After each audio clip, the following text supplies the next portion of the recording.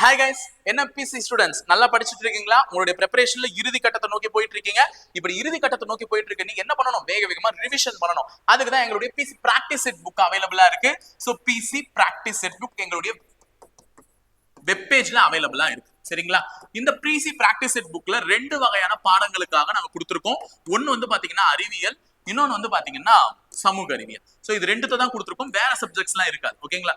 அறிவியல் மற்றும் சமூக அறிவியல் 6th to 10th வரையும் இருக்கக்கூடிய எல்லா கொஸ்டின்ஸுமே உங்களுக்கு லூக் அண்ட் கார்னர் கவர் பண்ணப்பட்டிருக்கும். ஸோ நீ வேகமா வாங்கி நான் இன்னும் படிக்க ஸ்டார்ட் பண்ணல சார் அப்படின்றவங்க இந்த புக்கெல்லாம் வாங்கி டேரக்டா அதில் இருக்கக்கூடிய கொஸ்டின் அண்ட் ஆன்சர் மனப்பாடம் பண்ணிட்டு போயிட்டீங்கன்னா கூட உங்களுக்கு ஓரளவுக்கு நாலேஜ் கிடைச்சிடும். இந்த 6th to 10th வரையும் இருக்கக்கூடிய ஐடியாஸ். ஸோ இந்த புக் வந்து எங்களுடைய வெப் பேஜ்ல வந்து சேல்ல போயிட்டு தான் இருக்கு. விருப்பமுள்ள நபர்கள் தாராளமா இணைந்து பர்ச்சேஸ் பண்ணிக்கலாம். Thank you. Hi guys, welcome to முப்படை ட்ரைனிங் அகாடமி. ஸோ இன்னைக்கு நம்ம PC அல்டிமேட்ல என்ன வீடியோ பார்க்க போறோம் அப்படின்னு பாத்தீங்கன்னா, பின்னாடி எதுவுமே இல்லையே சார் அப்படின்னா வழக்கம் போல நம்ம ஒரு நல்ல வீடியோ தான் பார்க்க போறோம். என்ன அப்படின்னு பாத்தீங்கன்னா உளவியல் வினாக்கள் பார்க்க போறோம். ஓகேவா? ஸோ இந்த வாரம்லாம் சயின்ஸ் சோசியல் இது போட்டு தாழ்ச்சிட்டோம். சயின்ஸ்ல 2 ஸ்டாண்டர்ட் முடிஞ்சிச்சு, 6th முடிஞ்சிச்சு, 7th முடிஞ்சிச்சு.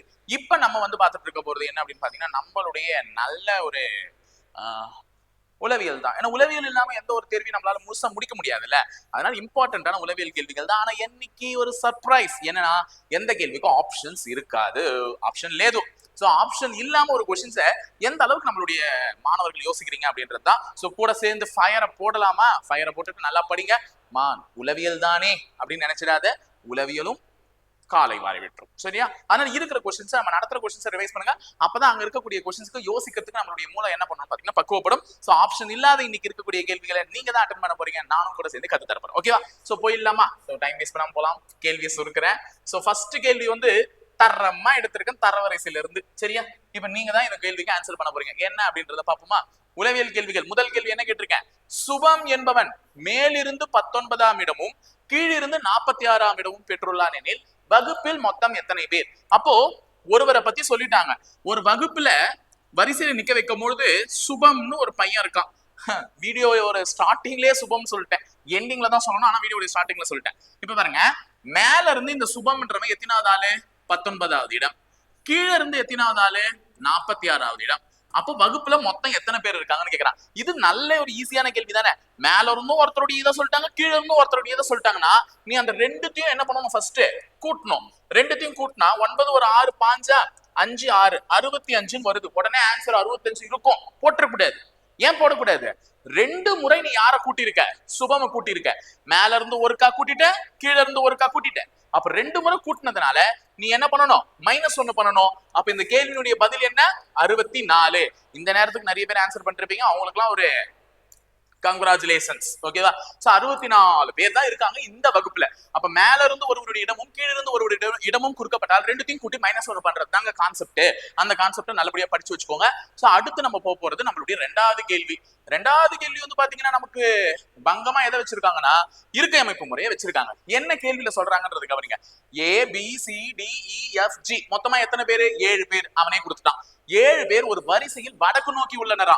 அப்ப முதல்ல எப்படி உட்கார்றாங்கன்றத பாருங்க. நம்ம பாட்டு 7 பேர் படிச்சுனே வட்டத்தை போட்டுட்டு வட்டமா உட்கார வச்சுன்னு இருப்பேன். ஏன்பா அவன் எதுல உட்கார வைக்கிறான்றத முதல்ல கவனிக்கணும்ல.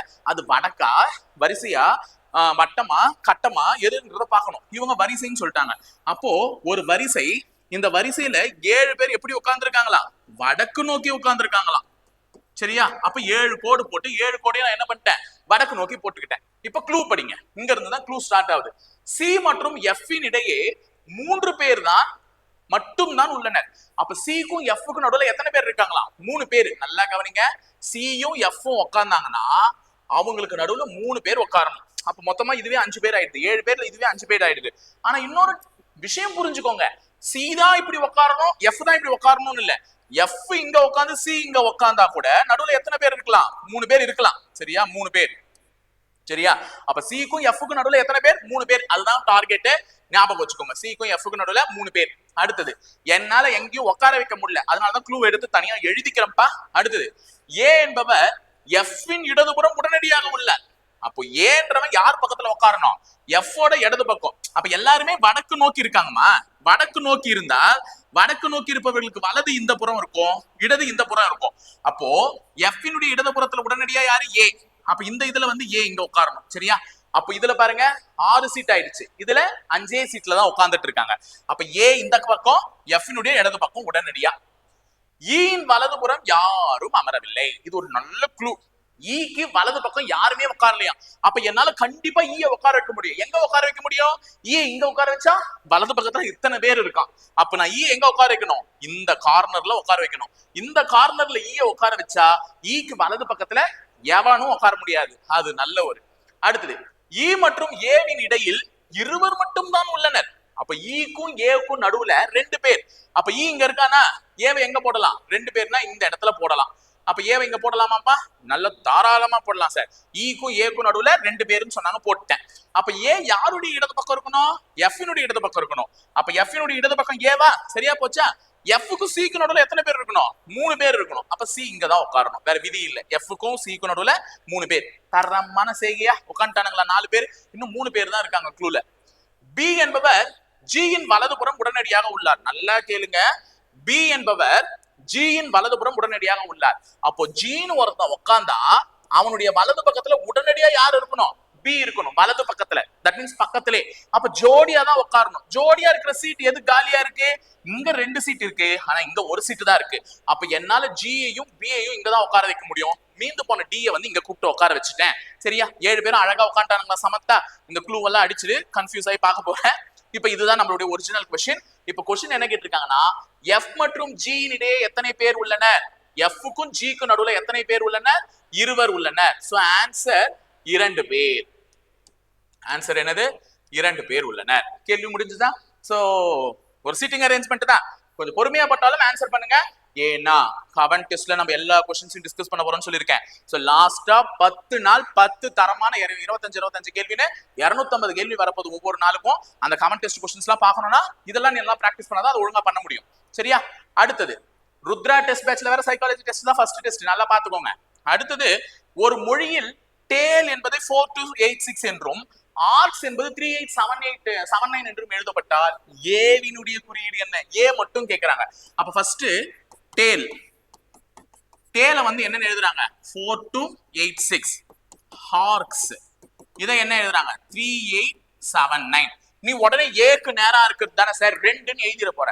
தப்புமா? தப்பு. அப்ப இங்க ஏக்கு நேரம் என்ன இருக்கு? 3 இருக்கு. அப்ப ஏவுக்கு கோடு 2ஆ 3ஆ? 2மே கிடையாது. ஏன் சார் அப்படின்னா இது ஒரு நல்ல கொஸ்டின். இப்போ இந்த 2 வார்த்தைகள்லயும் எல்லா லெட்டரும் மாறி இருக்கு, ஆனா ஒருத்த மட்டும் மாறல. யார் அவன்? ஏ. ஏ இதுலயும் இருக்கா, இதுலயும் இருக்கான். ஆனா இதுல டிஎல்இ இருக்கா, இதுல ஆர்சிஎஸ் இருக்கா. அப்ப ரெண்டுத்துலயும் ஏ மட்டும் தான் பொதுவா இருக்கானா? அப்ப ரெண்டுத்துலயும் பொதுவா இருக்கக்கூடிய நம்பர் தானே ஏக்கான குறியீடா இருக்கணும். அப்ப ரெண்டுத்துலயும் பொதுவா எந்த நம்பர் இருக்கா? 8. அப்ப ஏ ரெண்டுத்துலயும் பொதுவா இருக்கா. அப்ப ரெண்டுத்துலயும் பொதுவா இருக்கிற நம்பர் 8. அப்ப ஏவினுடைய குறியீடு என்ன? 8. தப்பா போட்டா மண்டையில குட்டு, அவ்வளவுதான். வேற என்ன பண்ண முடியும்? அப்ப ஏவின் குறியீடு என்ன? 8. சோ தெளிவா பாருங்க, ஈஸியா புரிஞ்சுக்கலாம். ரொம்ப கஷ்டமா எல்லாம் வைக்க மாட்டாங்கம்மா. நம்மள பொறுத்தவரையும் நீங்க என்ன தெரியுமா நினைச்சுக்கிறீங்க? பிசி क्वेश्चंसனா ஐயோ அப்படின்ட்டு ஒரு பெரிய ஐஏஎஸ் லெவல்ல பாக்குறீங்க. பா ஐபிஎஸ் உயர்ந்த போலீஸ் அதிகாரி. நம்ம பிசி வந்து நம்மளே பாவப்பட்டவங்க. நம்மள போய் நம்ம போர்டு கஷ்டப்படுத்துமா? நீங்க நம்பிட்டு இருக்கிறது உங்க போர்டு உங்களை அழ வச்சு பாக்குமாமா? உங்களை அழ வச்சு பாக்குமா? கண்டிப்பா உங்களுக்கு நல்லதா தான் செய்யும். क्वेश्चंस ரொம்ப கஷ்டமா எல்லாம் இருக்காது. சரியா? அடுத்தது ரொம்ப ஈஸியான क्वेश्चन, பார்த்தோன்னே ஆன்சர் சொல்லலாம். இப்ப பின்வரும் வெண்படத்தை ஆராய்ந்து சரியான விடையை சொல்றாங்க. ஆராயலாமா? என்ன சொல்றாங்கன்னா, ஒவ்வொரு எண்ணும் வெவ்வேறு நாடுகளில் வசிக்கும் மக்களை குறிக்கிறது. ஒவ்வொரு நம்பரும் வெவ்வேறு நாடுகள்ல வசிக்கக்கூடிய மக்களை குறிக்கிறது. எனில் இந்தியா, கனடா மற்றும் ரஷ்யாவில் வசிக்கக்கூடிய மக்களை குறிக்கக்கூடிய என்னதுன்னு கேக்குறாங்க. இதுல இந்த கட்டம் வந்து யாருன்னா இந்தியாவில வசிக்கக்கூடிய மக்கள். கட்டம் வந்து யாருன்னா இந்தியாவில வசிக்கக்கூடிய மக்கள். வட்டம் வந்து என்னன்னா கனடால வசிக்கக்கூடிய மக்கள். ரஷ்யா முக்கோணம் வந்து ரஷ்யாவில வசிக்கக்கூடிய மக்களை குறிக்குது. சரியா? இப்ப அவன் என்ன கேட்கிறான்? 3 நாடுகளிலும் வசிக்கக்கூடிய மக்களுடைய எண்ணிக்கை கேட்கிறான். 3 நாடுகளிலும் வசிக்கக்கூடிய மக்கள் 3த்துலயும் இருக்கணும்ல. அப்ப ஆன்சர் என்ன? 4. அப்ப இந்தியா, கனடா மற்றும் ரஷ்யா 3 நாடுகளிலும் வசிக்கக்கூடிய மக்களுடைய எண் என்னன்னா 4. அவ்வளவுதான், முடிஞ்சிருச்சு. இப்ப உங்களுக்கு ஒரு கரண்ட் அஃபேர் பாயிண்ட் இதுக்குள்ள லிங்க் பண்ண போறேன். என்ன அப்படின்னு பாத்தீங்கன்னா, இந்த கனடான்னு பார்த்தோன்னே எனக்கு வந்து கொஞ்சம் கண்ணு உறுத்திக்கிட்டே இருக்கு. என்ன அப்படின்னா, G7 உச்சி மாநாடு. சரியா? G7 உச்சி மாநாடு எங்கு நடைபெற்றது என்றால் கனடா கனான்கிஸ், அங்கதான் நடந்தது. சரியா? அதே மாதிரி இந்தியா 2036ல ஒலிம்பிக்க நாங்க நடத்துறோங்கோ அப்படின்னு சொல்லியிருக்காங்க. சரியா? இந்தியா ஒரு தேசிய விளையாட்டு கொள்கைய ஒப்புதலுக்கு அறிவிச்சிருக்கு. என்னன்னா, தேசிய விளையாட்டு கொள்கையின் மூலம் 2036 ஒலிம்பிக்கை நாங்கள் தான் நடத்தியே தீர்வோம் அப்படின்னு சொல்லியிருக்கு. சரியா? அதே மாதிரி இன்னொரு விஷயத்தையும் சொல்லி விட்டான். என்னன்னா, 2030 காமன்வெல்த் கேம், சரியா, காமன்வெல்த் கேம்ஸ் இருக்கும், லண்டனை தலைமையிடமாக கொண்ட காமன்வெல்த் விளையாட்டு போட்டிகள். அப்ப காமன்வெல்த் விளையாட்டு போட்டிகளை நாங்க தாங்க நடத்துவோம் அப்படின்னு சொல்லியிருக்காங்க. அப்ப இந்தியா 2 நடத்தணும்னு சொல்லியிருக்காங்க. என்னென்ன? 2036 ஒலிம்பிக்க நடத்துறேன், 2030 காமன்வெல்த் போட்டியை நடத்துறேன்னு கேட்டிருக்கு. ஆனா இது விருப்பம் தெரிவிச்சிருக்கு. நம்மளை பொறுத்தவரை இந்தியாவை பெருமை சாரக்கூடிய வகையில இருக்கக்கூடிய இந்த 2 பாயிண்ட்ஸையும் இந்தியா எந்த ஆண்டு ஒலிம்பிக்கை நடத்துவதாக விருப்பம் தெரிவித்துள்ளதுன்னு கேட்டா 2036. இந்தியா காமன்வெல்த் கேமிங் எந்த ஆண்டு நடத்துவதாக விருப்பம் தெரிவித்துள்ளதுன்னா 2030. கொடுக்கலாம், நம்ம எல்லாம் ஏற்கனவே நடத்தனவங்க தான் காமன்வெல்த் கேம்ஸை, நம்பி நம்ம கிட்ட கொடுக்கலாம். சரியா? நைஜீரியா வேற போட்டிக்கு வந்திருக்குது பைத்தியக்காரனாங்க. சோ அதை விட்டுட்டு நமக்கு கொடுக்கலாம், டெல்லியில நடத்துங்க அப்படின்னு சொல்லிட்டு காமன்வெல்த் கேம்ஸ் கொடுக்கலாம், வாய்ப்பு இருக்கு. சரியா? சோ 3 கரண்ட் அஃபேர் பாயிண்ட் சொல்லியிருக்கேன். இந்த ரஷ்யா அவனை ஏன் விட்டு போவானே. S-400 ஒரு வான் பாதுகாப்பு அமைப்பை வாங்கினது யார்கிட்ட இருந்து? ரஷ்யா கிட்ட இருந்துதான். சரியா? S-400 அப்படின்னு சொல்லக்கூடிய ஒரு வான் பாதுகாப்பு அமைப்பை இந்தியா எந்த நாட்டிடம் இருந்து வாங்கியது? ரஷ்யாவிடம் இருந்து வாங்கியது. ரஷ்யா உக்ரைனோட போர் பண்ணிட்டு இருக்குல்ல, அப்ப ரஷ்யாவினுடைய தலைமையிடம் என்ன? மாஸ்கோ. ரஷ்யாவினுடைய அதிபர் யார்? புதின். ரஷ்யா உக்ரைன் எதிர் நாட்டுல, அப்ப உக்ரைன் அதிபர் உக்ரைனுடைய தலைமையிடம் எது? கீவ் அப்படின்லாம் ஞாபகம் வச்சுக்கோங்க. Previous questions. இன்னொரு விஷயத்தையும் சொல்லிடுறேன். இந்த செர்னோபில் அணுமின் நிலையம் சொல்றாங்கல்ல, அது ரஷ்யாவில இருக்கா இல்ல இந்த எங்க அதை சொன்னோம்? உக்ரைன்ல இருக்கா? உக்ரைன்ல தாங்க இருக்கு செர்னோபில் அணுமின் நிலையம். நம்ம என்னவோ அது ரஷ்யால விபத்து நடந்துச்சுன்னு சொல்லிட்டு ரஷ்யான்னு சொல்றோம். ஆனா செர்னோபில் அணுமின் நிலையம் எங்க இருக்கு? உக்ரைன்ல இருக்கு. இன்னொரு விஷயத்தையும் சொல்லிட்டோமா, இந்த எல்பிரஸ் அப்படின்னு சொல்லிட்டு நீங்க உயர்ந்த சிகரம்னு பாத்தீங்கல்ல, எது? ஐரோப்பா கண்டத்தினுடைய உயர்ந்த சிகரமான எல்பிரஸ், அது ஐரோப்பால தான் இருக்கு. கண்டமா கேட்டா, நாடா கேட்டா எங்க இருக்குன்னா நம்மளுடைய ரஷ்யாவில தாங்க இருக்கு. ஏன்னா ரஷ்யா ஆசியாவில பாதி, ஐரோப்பால பாதின்னு இருக்கக்கூடிய ஒரு நாடு. அப்ப ஐரோப்பால இருக்கக்கூடிய அந்த எல்பிரஸ் சிகரம் எந்த நாட்டில் இருக்குன்னு கேட்டாங்கன்னா ரஷ்யா. இதை ஒழுங்கா பார்த்து வச்சுக்கோங்க. இதெல்லாம் துணுக்ஸ். ஓகேவா? 5வது கேள்விக்கு போயிடலாமா? 5வது கேள்வி நீங்க அடிச்சு விளாசுற கேள்விங்க. சிம்பிளா மாத்துங்க, ஆன்சரை கண்டுபிடிங்க. இப்ப 16 சி என்னன்னு சொல்லிருக்காங்க? பிளஸ். 24 ஏவை என்னன்னு சொல்லிருக்காங்க? வகுத்தல். 3 பி என்னன்னு சொல்லிருக்காங்க? பெருக்கல். 8 டி என்னன்னு சொல்லிருக்காங்க? -5. சால்வ் பண்ணலாமா? இப்போ முதல்ல வகுக்க தான் வகுக்கணும். 24 3ஆல அடிச்சா என்ன கிடைக்கும்? 8 தான் கிடைக்கும். அப்போ 16 + 8 × 8 -5 கொடுத்துருக்காங்க. சரியா? அப்ப ஃபர்ஸ்ட் அடுத்தது பெருக்கணுமா? முதல்ல வகுத்தல் கதையை முடிச்சிட்டோம், அடுத்து பெருக்கல் கதையை முடிக்கிறோம். 8 × 8 என்ன? 64. அப்ப 16 + 64 -5 கேக்குறாங்க. அப்ப 16ஐயும் 64ஐயும் கூட்டினா உனக்கு என்னமா கிடைக்கும்? 64ஓட 6 கூட்டினா 70 ஆயிடும், 70ஓட ஒரு 10 கூட்டினா 80 ஆயிடும். அப்ப 64 ஒரு இதுவும் 80 -5. 80ல 5 போச்சுன்னா ஆன்சர் என்னமா? 75. அப்ப இந்த கேள்வியுடைய பதில் 75. ஒருவேளை வேகமா நான் பண்ணும்போது ஏதாவது தவறுகள் கூட பண்ணிருக்கலாம். ஆனா நீங்க எல்லாரும் வாட்ச் பண்ணக்கூடிய ஜட்ஜஸ் தானே. சரியாக இருந்தால் 75 சரிதான் சார் அப்படின்னு சொல்லுங்க. இல்லையா தவறா இருந்தா 75 தப்பு சார், இது கூட உங்களுக்கு தெரியல அப்படின்னு சொல்லிட்டு போங்க. வழக்கம் போல நீங்க கழுவி ஊத்துறது தானே. ஏன்னா உங்களை பொறுத்தவரையும் நீங்க தான் ஜட்ஜஸ். சரி பாப்போம். அடுத்தது ஒரு ரத்த உறவுகள். ஓகேவா? அதாவது நான் 10 கொஸ்டின் கரெக்டா நடத்தது யாருக்குமே தெரியாது. ஒரு கொஸ்டின்ல ஏதாவது சின்ன தப்பு பண்ணிட்டு அதான் தெரியும். எனக்கு உலகமே தப்பதாமா உத்து நோக்கும். அதனாலதான் நான் சொல்றேன், மறுபடியும் படிங்க, வேலை வாங்குங்க. நீ பண்ற எதுவுமே யாருக்கும் தெரியாது. நீ எவ்வளவு கஷ்டப்பட்டதெல்லாம் தெரியாது. நீ தோத்துட்டேன்னு வச்சுக்கோ, கை கொட்டி சிரிப்பாங்க. ஜெயிச்சிட்டேன்னு வச்சுக்கோ, வாயை மூடிட்டு போயிடுவாங்க. ஜெயிச்சு எல்லாருடைய வாயம் அடைக்கப்படும். சரியா? அதனால இங்க வாங்க. இந்த கொஸ்டின் ரத்த உறவுகள். ஏற்கனவே நமக்கு இது கேட்காதது ஒண்ணும் இல்ல, புதுசு இல்ல. இத எஸ்ஐல கேட்டான், பிசில கேட்கறதுக்கு ஒன்னும் ரொம்ப நேரம் ஆயிடாது. அப்போ ரத்த உறவுகள்ல கூட்டல் குறினா என்னன்னு சொல்லிருக்காங்கன்னா சகோதரன், பிரதர்ன்னு சொல்லிருக்காங்க. மைனஸ்னா என்ன சொல்லிருக்காங்கன்னா மகள், பொண்ணுன்னு சொல்லிட்டாங்களாம். பெருக்கல்னா என்னன்னு சொல்லிருக்காங்க? சகோதரின்னு சொல்லிட்டாங்களாம். வகுத்தல்னா என்ன சொல்லிருக்காங்க? தந்தைன்னு சொல்லிட்டாங்களாம். இப்போ k - l × m + n வகுத்தல் o இத மாத்துங்கன்னு சொல்றாங்க. இதுல m என்பவர் k-விற்கு என்ன உறவு? இந்த m k என்னன்னு கூப்பண்ணும்னு கேக்குறான். m k என்னன்னு கூப்பண்ணும்னு கேக்குறான். முதல்ல இங்க இருந்து போலாமா? வகுத்தல்னா என்னமா? தந்தை. அப்போ ஓவினுடைய தந்தை தான் யாருன்னா n. தந்தைமா ஓவினுடைய தந்தை தான் n. அதனாலதான் பிளஸ் போட்டுக்கிட்டேன். n-க்கு முன்னாடி என்ன குறி இருக்கு? பிளஸ். பிளஸ்னா என்னமா? சகோதரன். இந்த n-னுடைய சகோதரன் யாரு? m. அப்ப m-ன்றவங்க n-னுடைய பிரதர், சகோதரன். சரியா? வரைஞ்சிட்டேன்.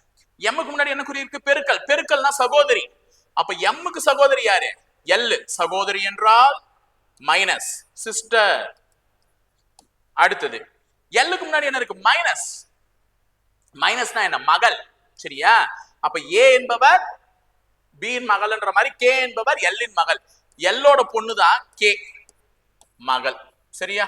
இப்போ அவங்க என்ன கேக்குறாங்க, எம் என்பவர் கேவிற்கு என்ன உறவு அப்படின்னு சொல்லிட்டு கேக்குறாங்க. அப்ப எம்ம போய் கே என்னன்னு கூப்பிடணும். இவ்வளவுதான் கேள்வி. எல்லோட பொண்ணு தானே கே. தன்னோட அம்மாவோட கூட பிறந்த ஒரு சகோதரன், தன் தாயுடன் கூட பிறந்த சகோதரனை ஒரு பசங்க போய் எப்படி கூப்பிடும்? மாமா கூப்பிடுமா, தாய் மாமா, தாய் மாமன் தானே. அப்போ இந்த கேள்விக்கான விடை என்னன்னு பாத்தீங்கன்னா தாய் மாமன். அப்ப எம் என்பவர் கேவிற்கு என்ன உறவு முறை என்று வேண்டும்? தாய் மாமன், தாய் வழியில் வரக்கூடிய ஒரு உறவு முறையான மாமன் உறவு முறை. சோ தாய் மாமன் உறவு முறை.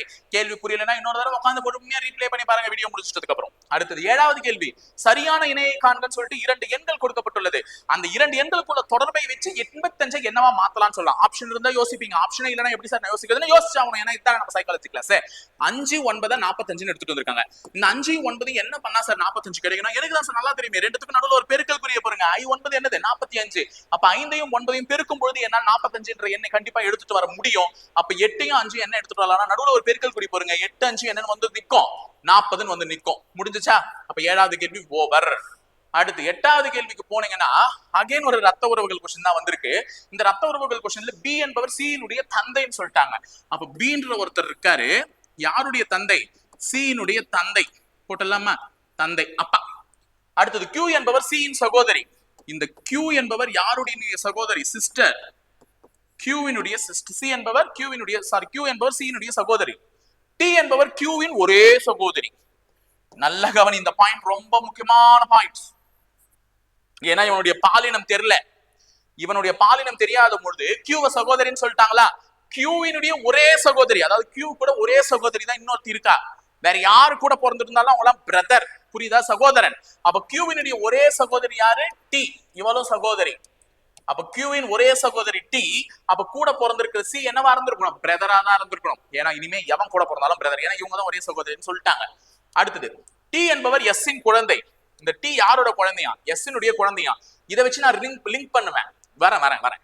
எம் என்பவர் எஸ் இன் ஒரே மகனின் மகன். எம்ன்ற ஒருத்தர் இருக்காங்கம்மா. இந்த எம் எஸ்க்கு ஒரே மகன் தானா, அவனுடைய மகனா. இங்கதான் ட்விஸ்டே. இந்த எஸ் வந்து டீக்கு டி வந்து எஸ்ஸோட குழந்தைன்னு சொல்லிட்டாங்க. சி வந்து பியோட குழந்தைன்னு சொல்லிட்டாங்க.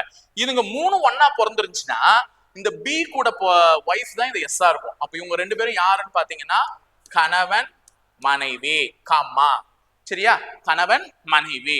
இப்போ நல்லா கவனிங்கம்மா. சியோட அப்பா இவங்கன்னு சொல்லிட்டேன். சி கூட பிறந்தது கியூன்னு சொல்லிட்டேன். கியூ கூட பிறந்தது டீன்னு சொல்லிட்டேன். அப்ப இதுங்க 3 ஒன்னா பிறந்திருக்குங்களா? இந்த 3மே யாரோட பசங்க? பியோட பசங்க தான். அப்போ பியோட பசங்கன்னும் போது எஸ்னுடைய குழந்தைய டீன்னு சொல்லிட்டா இவங்களுடைய பாலினம் தெரியப்படலன்னு சொல்லக்கூடாது. என்ன தெரியப்படுத்திக்கணும்? இவர் அப்பாவா இருந்தா இவங்க யாரா இருந்திருக்கணும்? அம்மாவா இருந்திருக்கணும். சோ மனைவின்னு எம் போட்டேன். இவங்க 2 பேரும் கணவன் மனைவி. இப்போ இவங்க லாஸ்ட் பாயிண்ட் என்ன சொல்றாங்கன்னா எம் என்பவர்னு ஒருத்தர் இருக்காரு. அந்த எம் என்பவர் இந்த எஸ் இருக்காங்க பாரு, இந்த எஸ்னுடைய ஒரே மகன். கியூன்டியும் மகள். கியூன்டியும் மகள்.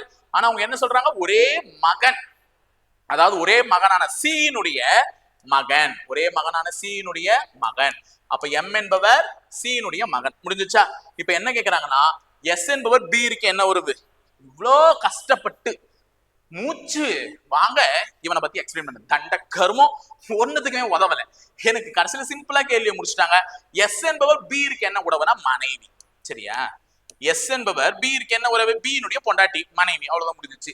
ஏன்பா அதுக்கு எதுக்குப்பா எம்ன்ற கேரக்டர் இன்ட்ரோடியூஸ் பண்ணேன்? நான் வேற பசங்களுக்கு புரிய வைக்கணுமே தம் கட்டி எக்ஸ்பிளைன் பண்ணேன். சரியா? அடுத்து 9வது கேள்வி. அப்பா நச்சுன்னு சொல்லக்கூடிய பதிலாச்சே. இந்த மாதிரி ஒரு முக்கோணம் வந்துச்சுனாலே எத்தனை இருக்குன்னு சொன்னோமா? 10. அவ்வளவுதான் ப்ரீவியஸ் இயர் क्वेश्चन. அப்ப இதுல எத்தனை முக்கோணங்கள் இருக்குன்னா 10 முடிச்சிடணும். சின்னதா 5 தெரியுதா ஓரமா? அப்புறம் இங்க ஒரு 5 புள்ளி வச்சுக்கோங்க. இந்த 5 புள்ளியையும் நீங்க ஜாயின் பண்ணீங்கனாலே உங்களுக்கு ஒரு முக்கோணம் வந்துடும். அந்த 5 புள்ளியும் இந்த புள்ளியில தொடங்கினா இங்கேயே வந்து முடிக்கணும். இப்ப இங்க புள்ளியில தொடங்கினா இங்கேயே வந்து முடிக்கணும். அப்படி ஒரு 5 முக்கோணம் உருவாகும். அதனாலதான் சொன்னேன் தேவையில்லாம எண்ணிட்டுலாம் உட்கார்ந்துட்டு இருக்காதீங்க. இந்த படத்தை பார்த்தா என்ன போடுங்க 10. அவ்வளவுதான். அடுத்து இது ஒரு நல்ல கேள்வி. ஒரு இருசக்கர வாகனமானது ஒரு குறிப்பிட்ட தொலைவை மணிக்கு 66 கிலோமீட்டர் வேகம் என்று சென்று 20 மணி நேரத்தில் கடந்து செல்கிறது. ஒரு நல்ல மேக்ஸ் கொஸ்டின். என்னன்னா ஒரு பைக் எடுத்துட்டு ஒருத்தன் போறான். பர் ஹவருக்கு 66 கிலோமீட்டர் ஸ்பீட்ல போறான். அதாவது 1 மணி நேரத்துக்கு அவன் கடக்கக்கூடிய தொலைவு என்ன? 66 கிலோமீட்டர். 20 மணி நேரத்துல கடந்து போயிட்டானா. அப்போ அப்படின்னா அதே தொலைவை 15 மணி நேரத்தில் கடந்து செல்ல இருசக்கர வாகனமானது அதிகரிக்க வேண்டிய தொலைவு வேகம் என்ன? அதிகரிக்க வேண்டிய வேகம் என்ன? இது ஒரு நல்ல கொஸ்டின். அவசரத்துல தப்பு போட்டுறக்கூடாது. சரியா? சரி, இந்த நல்ல கொஸ்டின் நான் எக்ஸ்பிளைன் பண்றேன். ஒரு குறிப்பிட்ட தொலைவுமா, இந்த தொலைவு என்னன்னு எனக்கு தெரியல. இந்த குறிப்பிட்ட தொலைவு என்னன்னு தெரியல.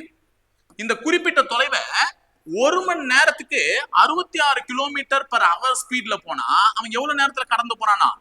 20 மணி நேரத்துல கடந்து போறானா. அப்ப 1 மணி நேரத்துக்கு 66 கிலோமீட்டர்னா அப்ப கணக்கு போடலாமா? 66யும் 20யும் பெருக்குங்க. இந்த 0 அப்படியே வச்சுக்கோங்க. அதெல்லாம் உட்காந்து தேவையில்லாம பெருக்குங்க. 2 6 12, 2 6 12, அது ஒண்ணு கூட்டினா 13, அந்த 0வை கடைசியா சேர்த்துக்கோங்க. அப்ப மொத்தமா இந்த தொலைவு எவ்வளவுனா 1320 கிலோமீட்டர். அப்ப 1320 கிலோமீட்டர் தான் 1 மணி நேரத்துக்கு 66 கிலோமீட்டர்னு போனா 20 மணி நேரத்துல ஐயா போய் சேர்ந்துருவாரு. எங்க மேல வேகம் ஏன்ற இடத்துல இருந்து பீன்ற இடத்துக்கு போய் சேர்ந்துருவாரு. 1320 கிலோமீட்டர் 66 கிலோமீட்டர் பர் அவர்னு போனாங்கன்னா 20 மணி நேரத்துல போய் சேர்ந்துருவான். இப்போ இதே தொலைவை 15 மணி நேரத்துல போய் சேரணும்னா அவன் எவ்வளவு ஸ்பீடு அதிகரிக்கணும்னு கேக்குறாங்க. சிம்பிள், அவ்வளவுதான். அப்ப இதே தொலைவுனா அதே 1320 கிலோமீட்டர் தான். இத 15 மணி நேரத்துல போய் கடக்கணும்னா அந்த 15ஆல அடிச்சு சொல்லுங்க. கண்டிப்பா அடிக்க முடியும். 132ல எத்தனை பாஞ்சு இருக்குமா? 1 பாஞ்சு பாஞ்சு, 2 பாஞ்சு 30, 3 பாஞ்சு 45, 4 பாஞ்சு 60, 6 பாஞ்சு 5 பாஞ்சு 75, 6 பாஞ்சு 90, அடுத்தது 105, அடுத்தது 120. அப்போ 132ல 8 முறை முழுவதுமாக 15 இருக்கும். அப்புறமா 132ல 120 போச்சுன்னா மிச்சம் ஒரு 12 மீறுமா? அந்த 12 எடுத்து வந்து இவங்க கூட சேரு 120, மறுபடியும் ஒரு 120, மறுபடியும் ஒரு 8. அப்போ 88 கிலோமீட்டர் பர் அவர் ஸ்பீட்ல போனா அவன் 15 மணி நேரத்துல போய் சேர்ந்துருவான். ஆப்ஷன்ல 88 கிலோமீட்டர் பர் அவர் இருக்கும். நானும் போடுவேன். ஆன்சர் தப்பே. என்ன சார் சொல்றீங்க? நீங்க இவ்வளவு நேரம் தம் கட்டி கண்டுபிடிச்சீங்க, அதான் தப்புன்றீங்க. தப்புதான். அவசரம் அழிவை தான் தரும். நான் மறுபடியும் சொன்ன உளவியலை பொறுத்தவரையும் ஈஸியான கொஸ்டின்ஸ். ஆனா நம்ம அவசரப்பட்டு தப்பு பண்றோம். 88 கிலோமீட்டர் பர் அவர்ல போனா அவன் எவ்வளவு நேரத்துல போய் சேர்ந்துருவான்? 15 மணி நேரத்துல போய் சேர்ந்துருவான். அது தப்பு சொல்லலனா. ஆனா இவங்க கேட்டிருக்க கொஸ்டின் தான் ட்விஸ்டே. அவன் வாகனம் அதிகரிக்க வேண்டிய ஸ்பீடு என்னன்னு தான் கேட்டிருக்கான். 66 கிலோமீட்டர் பர் அவர்ல போனா 20 மணி நேரத்துல போனா, 88 கிலோமீட்டர் அவர்ல போனா 15 மணி நேரத்துல போய் சேர்ந்துருவான். இப்ப எனக்கு எவ்வளவு ஸ்பீட்ல போனா 15 மணி நேரத்துக்கு போவான்னு கேட்கல, எவ்வளவு ஸ்பீடு அதிகரிக்கணும்னு கேட்டிருக்கான். அப்ப ஏற்கனவே 66ல போயிருந்தானா எவ்வளவு speed அதிகரிச்சிருக்கான்? 22 kilometre. 22 kilometre per hour ஸ்பீட அதிகம் பண்ணதுனாலதான் அவனால எவ்வளவு மணி நேரத்துல போக முடிஞ்சிச்சு? 15 மணி நேரத்துல போக முடிஞ்சிச்சு. அப்ப ஆன்சர் 88 கிலோமீட்டர் பர் அவர் இல்ல, அவன் அதிகரிச்ச ஸ்பீடினுடைய அளவு 22 கிலோமீட்டர் பர் அவர். அவ்வளவுதான். கொஸ்டின் தான் ட்விஸ்டே. எந்த ஒரு கொஸ்டின் சாதாரணமா முடிச்சிட மாட்டான், ட்விஸ்ட் இருக்கும். சரியா? அடுத்து 11வது கேள்வி, ரொம்ப சிம்பிளான கேள்வி. ரேஷியோ 12, 60, 13, y இவை எல்லாம் விகித சமனா இருந்தா ஒய்யினுடைய மதிப்பு என்னன்னு கேக்குறாங்க. அவ்வளவுதான். விகித சமன்னா இப்படிதானமா இருக்கும். அவ்வளவுதான். இது ரெண்டுத்தையும் பெருக்கினா வர மதிப்பு அது ரெண்டுத்தையும் பெருக்கினா வர மதிப்புக்கு சமமா இருக்கணும். இல்லையா? நடுவுல இருக்க ரெண்டுத்தையும் பெருக்கி முதல் நம்பரால வகுத்தா அது கிடைச்சிடும். ரெண்டே மெத்தட் தான். பெரிய நம்பரா இருந்துச்சுன்னா நானே சொல்லிட்டேன், இந்த நடுவுல இருக்க ரெண்டு நம்பரையும் பெருக்கி இந்த முதல் நம்பரால என்ன பண்ணுங்க? வகுத்துருங்க. அப்போ 60 × 13/12 அடிச்சு கொடுத்தா y கிடைச்சிடும். 12 அடிக்கலாமா? 12 எத்தனை முறை? 60ல 5 முறை சார். அவ்வளவுதான். I13 எவ்வளவுமா? 65. அப்போ y இன் மதிப்பு 65. முடிஞ்சிச்சு. y இன் மதிப்பு 65. சிம்பிளான கொஸ்டின் தான். சரியா? அடுத்த கொஸ்டின் போலாம். ஒரு மாணவன் டைரக்ஷன் சென்ஸ். ஒரு மாணவன் வடக்கு நோக்கி சிறிது தூரம் சென்ற பின்பு இடதுபுறம் திரும்பி 1 கிலோமீட்டர் சென்று. ஒரு மாணவன் வடக்கு நோக்கி சிறிது தூரம் சென்ற பின்பு இடதுபுறம் திரும்பி 1 கிலோமீட்டர் சென்று. இது எவ்வளவுன்னு சொல்லல. வடக்கு நோக்கி சிறிது தூரம் சென்று இருக்கான்னு தான் சொன்னாங்க, எவ்வளவுன்னு சொல்லல. இடதுபுறம் திரும்பி 1 கிலோமீட்டர் சென்று மீண்டும் இடதுபுறம் திரும்பி 2 கிலோமீட்டர் சென்று தற்போது செல்கிறான். நல்லா ஞாபகம் வச்சுக்கோங்க. ஒரு மாணவன் தொடங்கிய இடத்துல இருந்து வடக்கு நோக்கி எவ்வளவோ கிலோமீட்டர் போனாமா, எவ்வளவுன்னு சொல்லல. அங்க போயிட்டு இடதுபுறம் திரும்பி 1 கிலோமீட்டர் போனா, மறுபடியும் இடதுபுறம் திரும்பி 2 கிலோமீட்டர் போனான். இப்போ தற்போது அவன் தொடங்கிய இடத்திலிருந்து 1 கிலோமீட்டர் மேற்கு திசையில் இருக்கிறான். அப்ப தொடங்கிய இடம் இதுதான். இந்த தொடங்கிய இடத்துல இருந்து 1 கிலோமீட்டர் எந்த திசையில இருக்கானா? மேற்கு திசையில இருக்கான். கரெக்டா? அதுவே காமிச்சு கொடுக்குதா? தொடங்கிய இடத்துல இருந்து மேற்கு. வடக்கு இது, கிழக்கு இது, தெற்கு இது, மேற்கு இது. அப்ப இப்படி போனாதானே மேற்கு. அப்ப தொடங்கிய இடத்துல இருந்து இப்படித்தானே போகுது கோடு. அப்ப மேற்கு திசையில் எத்தனை கிலோமீட்டர்ல இருக்கான்? 1 கிலோமீட்டர்ல இருக்கான். அப்ப இதுவும் சரியாயிடுச்சா? அடிச்சுக்கோ. இருக்கிறான் எனில் ஆரம்பத்தில் வடக்கு நோக்கி எத்தனை கிலோமீட்டர் சொல்லியிருப்பான். இப்ப ஆரம்பத்துல அவன் போனது எவ்வளவு டிஸ்டன்ஸ் சொல்லல, அதைத்தான் இப்ப கேக்குறாங்க. ஒண்ணு இல்ல, இப்ப இதுவும் சமமா அடிச்சுக்கிச்சா? அப்ப இங்க ரிட்டர்ன் வரும்போது இங்க வந்து நிக்க வச்சதுக்கு காரணம் இந்த 2 கிலோமீட்டர் நடந்து வந்ததுனாலதான். அப்ப ஆரம்பத்துல அவன் நடந்து போனதும் எவ்வளவுதான் இருந்திருக்கணும்? 2 கிலோமீட்டர். அப்பதான் இந்த டிஸ்டன்ஸும் சமமா இருந்திருக்கணும். அப்ப ஆரம்பத்தில் அவன் நடந்து சென்றது எத்தனை கிலோமீட்டர் என்றால் 2 கிலோமீட்டர். அவ்வளவுதான், முடிஞ்சிச்சு. ஓகே, அடுத்து 13வது கேள்வி. பின்வரும் 3 வார்த்தைகளுக்கு இடையான, இது கண்டிப்பா உங்களால கமெண்ட் செக்ஷன்ல வரைஞ்சு காமிக்க முடியாது, நான் வரைகிறேன். ஓகே, பார்க்கலாம். இந்தியா, நகரங்கள், ஜப்பான். இதுக்கு பெரும்பாலும் எல்லாரும் என்ன தெரியுமா போட்டாங்க? சார் இது சார், இது சார், இது சார். ஆன்சர் கரெக்ட் சார் அப்படின்னாங்க. எப்படிங்க? என்னால புரியல. இந்தியா என்பது ஒரு நாடு. இந்தியா என் நாடு, இந்தியர்கள் அனைவரும் என் உடன் பிறவா சகோதர சகோதரிகள், எப்படி எல்லாம் பேசினேன். நாடுன்ற இந்தியா, ஜப்பான் என்றது ஒரு நாடு, ரெண்டுத்தையும் தூக்கின்னு வந்து இவனுங்க வந்து நகரத்துக்குள்ள போட்டாங்க. இது நகரமா இந்த வட்டம்? இது இந்தியாவா இது ஜப்பானா? ஏண்டா எனக்கு வந்ததே கோவம். ஏண்டா இந்தியா ஒரு நாடு, ஜப்பான் ஒரு நாடு, ரெண்டுத்தையும் தூக்கின்னு வந்து நகரத்துக்குள்ள போட்டு ஈன் வேற இழிக்கிற. நகரம்னா சிட்டி, நாடுனா கண்ட்ரி, வித்தியாசம் இருக்குல்லப்பா. அப்ப இந்த படம் தப்பு, போட்டு சிரிக்க கூடாது, தப்பு. அப்ப என்னன்னா, நடுவில் இருப்பது நகரங்கள். நடுவில் இருப்பது என்னது? நகரங்கள். இந்த நகரங்கள்ல இங்க இருப்பது ஜப்பான். ஏன்னா ஜப்பானில் சில நகரங்கள் இருக்கும். இங்க இருக்கிறது இந்தியா. இந்தியாவிலும் என்ன இருக்கும்? நகரம் இருக்கும். இப்ப சென்னை, மும்பை, ஹைதராபாத், கொல்கத்தா, டெல்லி, இதெல்லாம் சிட்டிஸ். உடனே ஏன் சார் அப்போ சில நகரங்கள்லாம் இந்தியாவில மிச்சம்லாம் நகரம் இல்லையா? ஆமா, கிராமம் இருக்கு, ஊராட்சி இருக்கு, மாநகராட்சி இருக்கு, அதெல்லாம் நகரம் சொல்லுவோம். மாநகராட்சி நகரம் தான் சொல்லி அவனுக்கு வேற விதி இல்ல. அவங்கவுங்க ஊர் அவங்கவுங்களுக்கு சிட்டி தான். நம்ம ஏதாவது குப்பை காட்டுல இருந்தாலும் நம்ம என்ன சொல்லிப்போம்? நம்மள சிட்டி அப்படின்னு சொல்லிப்போம், அது வேற கதை. ஆனா இந்தியாவில் சில நகரங்கள் இருக்கு, ஜப்பானில் சில நகரங்கள் இருக்கு, மீதமுள்ள இந்தியாவில் கிராமங்கள் இருக்கும், ஜப்பானில் சில கிராமங்கள் இருக்கும். அதெல்லாம் தனித்தனி. அதனால இந்த படம் தான் சரியா இருக்கும். இந்த மாதிரி படம் தான் சூசபிளான ஒரு ஃபிகர். ஓகேவா? அடுத்து 14, விடுபட்ட எண்ணை தேர்க அப்படின்னு சொல்லிட்டு 90, 98, 102, 110, 114 கொடுத்திருக்காங்க. 90, 98, 102, 110, 114 கொஸ்டின் மார்க் கொடுத்திருக்காங்க. கண்டுபிடிப்போமா? எத்தனை நம்பர் கூட்டியிருக்கான்? 8 நம்பர். இங்க எத்தனை நம்பர் கூட்டப்பட்டிருக்கு? வெறும் 4 நம்பர் தான் கூட்டியிருக்காங்க. திருப்பி எத்தனை நம்பர்? 8 நம்பர். திருப்பி எத்தனை நம்பர்? 4 நம்பர் தான். அப்ப மறுபடியும் 8 தான் கூட்டணும். ஏன்னா 8 4 8 4 8 4 தான் வருது. அப்ப 8 கூட்டுங்க. 114ஓட 8 கூட்டினா 6, 122. அவ்வளவுதான், முடிஞ்சிருச்சு. சரியா பச்சா? ஏன்னா 114ஓட 6 கூட்டினா 120 ஆயிடும். இன்னும் 2 கூட்டினா 108, சோ 122. ஆன்சர் 122. அடுத்து 15வது கேள்வி. பின்வரும் வார்த்தைகளை சரியான வரிசையில் வரிசைப்படுத்தவும். ஏற்கனவே நான் ஒரு கொஸ்டின் கேட்டு போயிருந்தேன், ஞாபகம் இருக்கிறதா? செய்வீர்களா அப்படின்னு சொல்லிட்டு கேட்டு போனேன். மண்ணு, இரும்பு, வைரம், பிளாட்டினம், தங்கம் அப்படின்லாம் ஒரு கொஸ்டின் கேட்டேன். சூப்பரா ஆன்சர் பண்ணிருந்தீங்க. Well done. அதே மாதிரி தான் இப்பயும் இது ஈஸியா ஆன்சர் பண்ணிடலாம். இதுலயும் ஒரு கொஸ்டின் இப்ப கேட்பேன். ஓகேவா? சோ இப்ப பாருங்க, எறும்பு, திமிங்கலம், எலி, புலி, நாய். என்ன சார் சொல்றீங்க? சின்னதுல இருந்து பெருசு வரிசைப்படுத்தணும். அப்ப சின்னது எது? எறும்பு. எறும்புக்கு அடுத்து சின்னது எது? நாய். சாரி, எலி இருக்கே, விட்டுட்டனே. 2, சாரி 3. எலி வந்து 3. அடுத்தது நாய் 5. அடுத்தது புலி. அடுத்ததுதான் என்ன? திமிங்கலம். So answer 1 3 5 4 2. சரியா? 1 3 5 4 2. இதுதான் ஆன்சர். ஆப்ஷன்ல இருந்தா மார்க் பண்ணணும். இப்போ ஒரு கொஸ்டின் நான் உனக்கு கேட்கறேன்னு சொன்னல, இப்ப நான் கேட்டு போறேன். முதல் வார்த்தை ப்ரீவியஸ் இயர் கொஸ்டின். நான் ஏதோ நானே கேட்கல, ப்ரீவியஸ் இயர் கொஸ்டின். ஹெக்ஸாகன். ரெண்டாவது வார்த்தை ஆக்டகன். மூணாவது வார்த்தை எப்டகன். நாலாவது வார்த்தை பென்டகன். அஞ்சாவது வார்த்தை நானோகன். என்ன சார் என்னென்னவோ சொல்றீங்களே அப்படின்னு கேட்டீங்கன்னா, என்னவும் நான் சொல்லல, எல்லாமே உங்களுக்கு ப்ரீவியஸ் இயர் கொஸ்டின். ஆக்சுவலா எஸ்ஐ டிபார்ட்மெண்ட் எஸ்ஐல கேட்டிருந்தாங்க. சரி, கருமம் இங்கிலீஷ்ல தான் புரியலன்னு தமிழ்ல பார்க்கலான்னு பார்த்தா பாவம் அந்த பசங்க தமிழ்லயும் நொந்துட்டு இருப்பாங்க. ஏன்னா இதே வார்த்தையை தமிழ்ல லிட்டரலா டிரான்ஸ்லேட் பண்ணி கொடுத்துருந்தாங்க. ஒண்ணும் இல்ல, 4 மூலைகளை கொண்டிருந்தால் சதுரம் சொல்றீங்களா, செவ்வகம் சொல்றீங்களா, அத குவாடிலேட்ரல் அப்படின்னு சொல்லுவாங்க. சோ இதெல்லாம் ஒவ்வொரு மூளை நான் சொல்லிட்டே போயிடுறேன். 5 தான் பென்டகன் சொல்லுவாங்க. 5 மூளை இருந்துச்சுன்னா, இந்த மாதிரி நீங்க ஒரு படம் வரையும் போது 5 மூளை இருந்துச்சுன்னா அதை பென்டகன் சொல்லுவாங்க. பென்டகன். எக்ஸகன்னா 6 மூளை. எப்டானா 7 மூளை. ஆக்டானா 8. நானோகன்னா 9. அவ்வளவுதான். இதை வச்சு வரிசைப்படுத்தணும். வரிசைப்படுத்துவீங்கல்ல, ஈஸி. அவ்வளவுதான். சரியா? பார்த்து வச்சுக்கோங்க. அடுத்து 16வது கேள்வி. அகைன் சரியான எண்ணை கொண்டு விடுபட்ட இடத்தை நிறைவு செய்யவும்.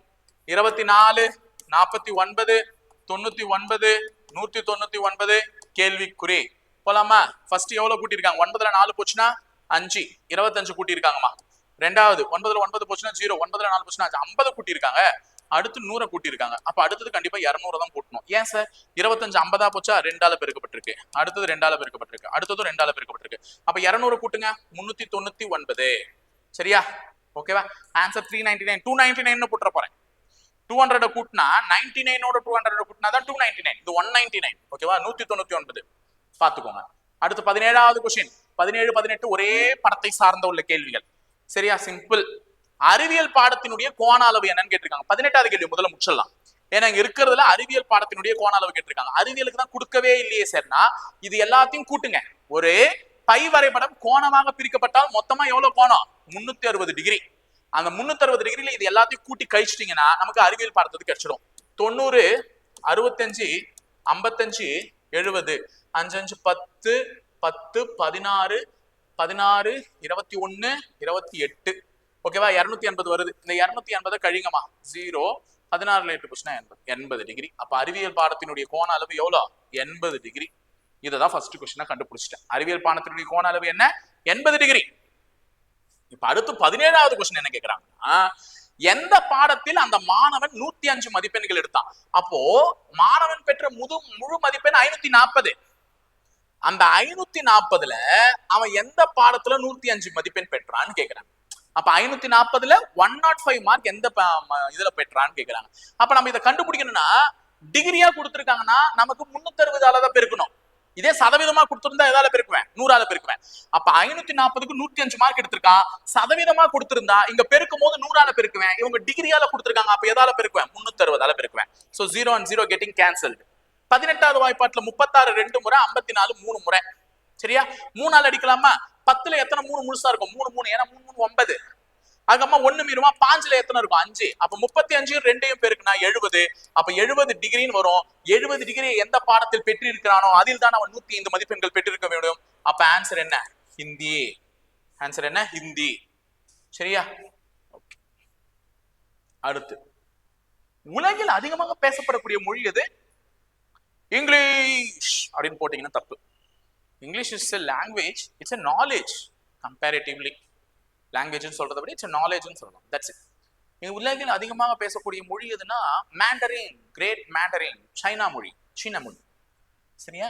அடுத்தது எந்த நாள் அதிகப்படியான பக்கங்கள் அச்சடிக்கப்பட்டுள்ளன்னு கேட்டிருக்காங்க. எந்த நாள்? இந்த படத்தை நல்லா பாத்துக்கிறீங்களா? ஏன்னா இது சாதாரண கூட்டல் கணக்குமா. திங்கக்கிழமை உள்ளதெல்லாம் கூட்டணும். நான் வேணா உங்களுக்கு பெருசு பண்ணி காமிக்கிறேன். சரியா? நீங்க தான் இதுக்கு ஆன்சர் பண்ண போறீங்க. எனக்கு இது ஒண்ணுத்துக்கு மட்டுமா அது நீங்க கமெண்ட் செக்ஷன்ல கேட்கணும்ல. நான் படத்தை பெருசு பண்ணியே வைக்கிறேன். இந்த படத்தை ஸ்கிரீன்ஷாட் எடுத்துக்கோங்க. தயவு செஞ்சு ஸ்கிரீன்ஷாட் எடுத்துக்கோங்க. திங்கள் செவ்வாய் புதன் வியாழன் வெள்ளி எந்த நாள் அதிகமான பக்கங்கள் பிரிண்ட் பண்ணிருக்கு? ஒவ்வொரு பிரிண்டர் எம்ன்ற பிரிண்டர் NOPQ இருக்குல்ல, இதுல எந்த நாள் அதிகமா பிரிண்ட் ஆயிருக்குன்றத மறக்காம சொல்லிடுங்க. இதை ஸ்கிரீன்ஷாட் எடுத்து வச்சுக்கோங்க. சரியா? வீடியோ முடிஞ்சவனே மறக்காம சொல்லிட்டு போங்கம்மா. ஏன்னா எல்லாத்தையும் என்னால கூட்டிட்டு இருக்க முடியாதுல்ல, தயவு செஞ்சு.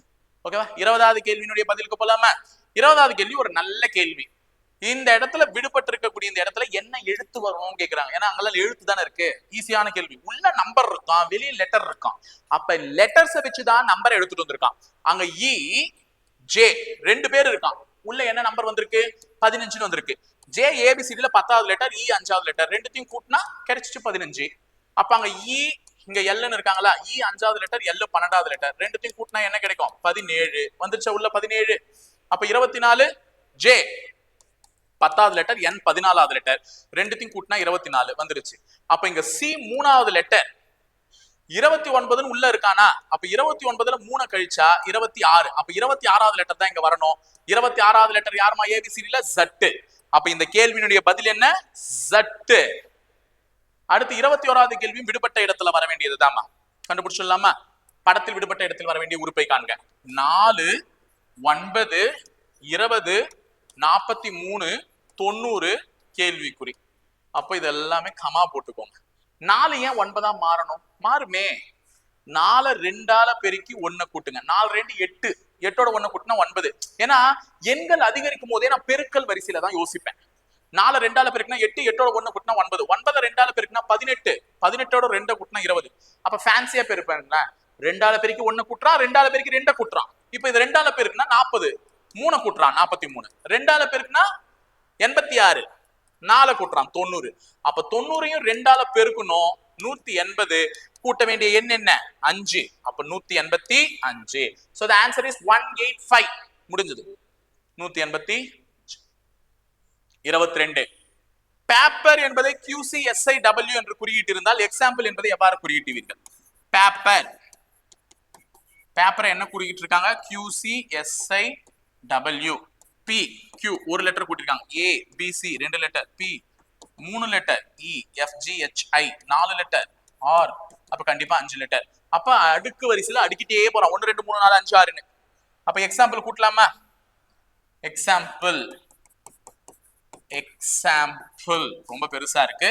E கூட ஒரு லெட்டர் கூட்டு, E F ஒரு லெட்டர், X கூட 2 letter, X Y Z, A கூட 3 letter, B C D 4 letter, M N O P Q 5 letter, Q R S T U 6 letter, M N O P Q R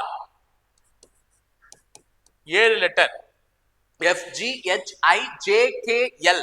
அப்ப answer F Z D Q U R L. Concept இதுதாமா. Suppose நான் எங்கன்னா கூட்டுறதுல தப்பு கூட பண்ணிருக்கலாம், but ஆனா concept இதுதான். +1 +2 +3 +4 +5 +6 +7 தான். சோ பார்த்து கவுண்ட் பண்ணுங்க, கரெக்டா வரும் ஆன்சர். கூட்டி கழிச்சு பாரு, ஆன்சர் கரெக்டா தான் வரும் அப்படின்னு வாங்க. ஓகேவா? அடுத்தது 23. பைப் என்னென்ன எழுதிருக்காங்க? 16 9 16 5. ABCD ஒரு லெட்டர்மா. 16வது லெட்டர் P, 16வது லெட்டர் P, I 9வது லெட்டர், E 5வது லெட்டர். அப்ப ஸ்வான், ஸ்வானை எப்படி எழுதலாம்னா S 19வது லெட்டர், W 23வது லெட்டர், A 1வது லெட்டர், N 14வது லெட்டர். ஆனா கொஸ்டினுடைய ட்விஸ்ட் என்ன தெரியுமா? கொஸ்டினை நல்லா கவனிங்க, கால் கொஞ்சம் வலிக்குது. கடைசி இலக்கம் என்னன்னு கேட்டிருக்கான். அப்ப இந்த கொஸ்டின் எப்படி நம்ம ட்விஸ்ட் இருந்துச்சு? எல்லாமே சிங்கிள் டிஜிட் நம்பர். என்ன சார் இவ்வளோ பெரிய வார்த்தை வரக்கூடியது சிங்கிள் டிஜிட் நம்பர்ல கொடுத்துருக்கீங்க, எல்லாத்தையும் ஒரு வேலை கூட்டிட்டாங்களா? கூட்டெல்லாம் கூட்டல. கடைசி இலக்கம் என்னன்னு கேட்டிருக்காங்க. கடைசி இலக்கம் என்ன? 14 சொல்லிட போற. 14 என்பது எண், அவன் கேட்கறது டிஜிட், இலக்கம். அப்ப இந்த கேள்வியினுடைய ஆன்சர் என்னன்னா 4. அப்ப ஸ்வான் என்ற எண்ணை நீ குறியிட்டு இப்படி எழுதியிருந்தால் இதனுடைய கடைசி இலக்கம் 4. அவ்வளவுதான், அவ்வளவுதான், அவ்வளவுதான். அடுத்து 24. பின்வரும் வார்த்தைகளை ஆங்கில அகராதியில் உள்ளதை போல வரிசைப்படுத்துங்க. ஆங்கில அகராதியில இதெல்லாம் வரிசைப்படுத்தலாம். எல்லாமே டி தான் இருக்கு. டி ஏ இருக்கா? 2வது லெட்டர். அப்ப இதுல எஸ் இருக்கு, இதுல என் இருக்கு. அப்போ என் தான் முதல்ல வரும், எஸ் 2வது வரும். 5 4. இவன் கண்டிப்பா கடைசியா தான் வருவான், யூ இருக்கிறதுனால. ரெண்டுத்துலயும் ஆர் இருக்காங்களா? ரெண்டுத்துலயும் ஐ இருக்காங்க, ரெண்டுத்துலயும் ஏ எம். அப்போ 1, 2. அவ்வளவுதான். 5 4 1 2 3. இது நம்ம அதிக முறை எடுத்துட்டு இருக்கோம், அதனாலதான் நான் டக்குன்னு போட்டேன். நீங்களும் கொஞ்சம் யோசிச்சு போடுங்க, பண்ணிடலாம். அடுத்த 25வது கொஸ்டின். கொடுக்கப்பட்ட எண்ணில் என்ன எண்? 1 8 4 5 6 3 7. இந்த எண்ணில் அனைத்து ஒற்றைப்படை எண்களிலும் ஒன்றை கூட்டி, ஒற்றைப்படை எண்ணில் 1 கூட்டணும். எதெல்லாம் ஒற்றைப்படை? 1 ஒற்றைப்படை, 5 ஒற்றைப்படை, 7 ஒற்றைப்படை, 3 ஒற்றைப்படை. இதுல எல்லாம் 1 கூட்டணும். கூட்டிடலாமா? இது 2 ஆயிடும், இது 6 ஆயிடும், இது 4 ஆயிடும், இது 8 ஆயிடும். 1 கூட்டிட்டோம். அனைத்து இரட்டைப்படை எண்களிலும் 2ஐ கழித்தால், இரட்டைப்படை எண்ணா 2 கழிக்கிறோம். இப்ப இதுல கழிச்சா 6, இதுல கழிச்சா 2, இதுல கழிச்சா 4. சரியா? இப்போ வலது மற்றும் கழித்தால் வலது மற்றும் இடதுபுறம் இருந்து வரும் இரண்டாவது எண்களின் கூடுதல் என்ன? நல்லா கேளு, கேள்வியை வச்சிருக்கான் ட்விஸ்ட். இந்த மாதிரி ஒற்றைப்படை எண்ணோட 1 கூட்டியும் இரட்டைப்படை எண்ணோட 2 கழிச்சுன்னு எழுதிட்டதுக்கு அப்புறம் வலதுபுறத்துல இருந்து 2வது நம்பர் 1 இருக்கும், இடதுபுறத்துல இருந்து 2வது நம்பர் 1 இருக்கும். அது ரெண்டுத்தினுடைய கூடுதல் என்னன்னு கேட்கறான். அப்ப இடதுபுறம், இதுதான் இடதுபுறம், இதுதான் வலதுபுறம். வலதுபுறம் இருந்து 2வது நம்பர் என்ன? 4. இடதுபுறம் இருந்து 2வது நம்பர் என்ன? 6. அப்ப 6ஐயும் 4ஐயும் கூட்டினீங்கன்னா என்ன கிடைக்கும்? 10. ஆன்சர் 10. முடிஞ்சிச்சா? சோ என்னால முடிஞ்ச அளவுக்கு ரொம்ப பொறுமையா எக்ஸ்பிளைன் பண்ணி நிறைய விஷயத்தை கத்துக் கொடுத்துருக்கேன் இன்னைக்கு பிசி அல்டிமேட்ல. சோ 25 கேள்விகள் சுபமா முடிஞ்சது. சுபம்ல ஆரம்பிச்சு சுபத்திலேயே முடிச்சிட்டோம். சோ நீங்களும் நல்லபடியா படிச்சிருப்பீங்க நான் நம்புறேன். சோ இதே மாதிரி தொடர்ந்து எங்களுக்கு சப்போர்ட் பண்ணுங்க, நிறைய விஷயத்தை தெரிஞ்சுப்பீங்க. ஓகேங்களா? இணைந்திருக்க, தொடர்ந்து பயணிப்போம் முப்படை பயிற்சி மையத்துடன். நன்றி, வணக்கம்.